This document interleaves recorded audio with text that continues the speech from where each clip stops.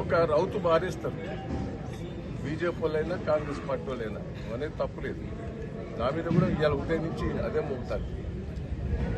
నేను పార్టీ వదిలిపెట్టే ముచ్చటే లేదు. ఈ పార్టీని కాపాడుతున్నందుకే సిద్ధంగా ఉన్నా. ఏ పార్టీలో పోయే ముచ్చటే లేదు. క్లియర్గా చెప్తున్నాం. టీఆర్ఎస్ పార్టీనే మళ్ళా అధికారాన్ని బీఆర్ఎస్ పార్టీని అధికారాన్ని తీసుకొచ్చేందుకే ముందడబడి పనిచేస్తా.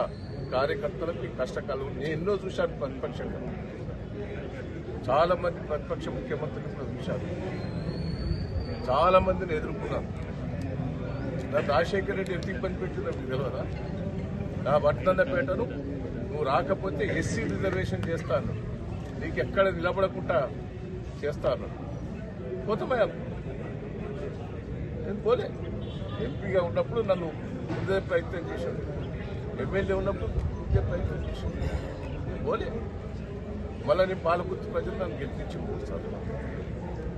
ఎన్ని ఇబ్బందులు వాళ్ళు ఫోన్ చేసినా, ఎన్ని ఇబ్బందులు పెట్టినా రాష్ట్రం కానీ కేంద్రం కానీ పోయే ముచ్చట్లేదు. టీఆర్ఎస్ పార్టీలో ఉండి కార్యకర్తలకు అండదండలు ఉంటారు.